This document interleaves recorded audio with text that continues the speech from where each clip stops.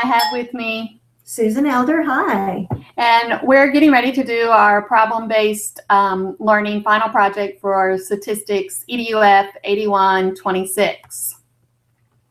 Let's see if we can get it right this time. We've had a couple little snafus, but we're trying.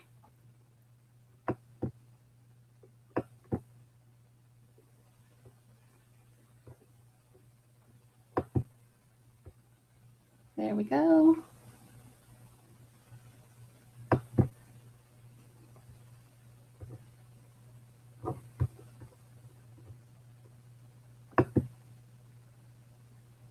All right, so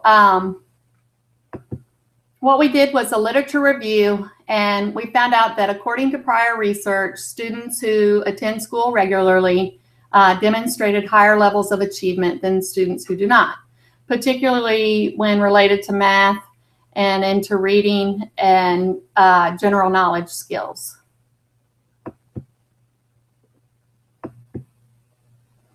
And then the researchers, both Susan and I, noticed that at our local elementary school that there was a high rate of absenteeism among the students within the school population. And so we decided the purpose of our research was to investigate whether or not there was a relationship between student attendance and student achievement. And so we asked a couple of questions, and the first one was, is there a correlation between student attendance and student achievement in math? Is there a correlation between student attendance and student achievement in reading? And can student attendance predict student achievement? And so the methods that we used was first to select some participants, and those participants came from a 3rd grade class in a Title I elementary school within Muskogee County here in Columbus, Georgia. And the students are enrolled at a school which has 100% free and reduced lunch. And it also is, it's 98.4% African American makes up the student body. We used information within the school from 3rd graders for their test scores in reading and math on the CRCT to look at the achievement. And each one of the students for the entire 3rd grade was assigned a number, 1 through 96, and that formed the overall population. And then what we did was we put the numbers 1 through 96 into a container, and we had a 3rd party come and randomly sample by pulling 30 numbers to form the sample population.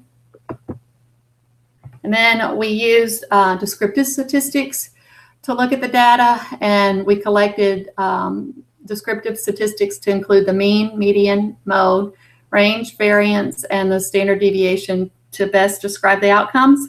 We also looked at the skewness and the kurtosis. And let's see. Here is the descriptive statistics for the reading scores.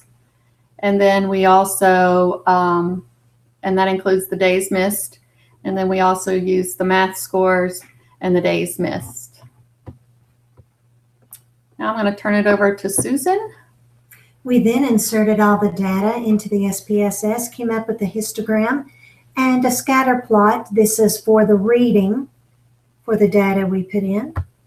And this is the histogram for the math for the data we inserted, and that was 3rd graders, the 30 randomly selected, their CRCT math scores, CRCT reading scores, and their attendance.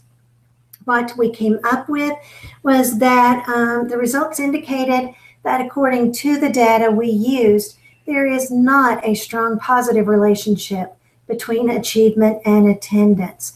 And within this data that we used, there was evidence to reject the null hypothesis, which suggested student achievement was affected by attendance. The data showed a weak negative correlation relationship when examining data pertaining to achievement and school attendance. Now, what does this implicate for the future? As for potential limitations, the researchers looked to the sample size of 30 participants, and this is rather small. Using a larger sample size from various schools would possibly demonstrate different results. Researchers may also want to give consideration to the impact of other variables, such as ethnicity, gender, and socioeconomic status when considering achievement. Now, these research findings could be useful to encourage parents, educators, and administrators to really encourage attendance. Also, for this particular school, researchers may consider collecting continual data to examine any changes in the trends at this particular school.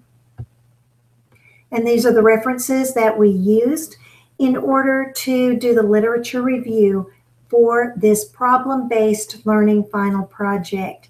And we do hope you enjoyed our final project for EDUF 8126. Good night.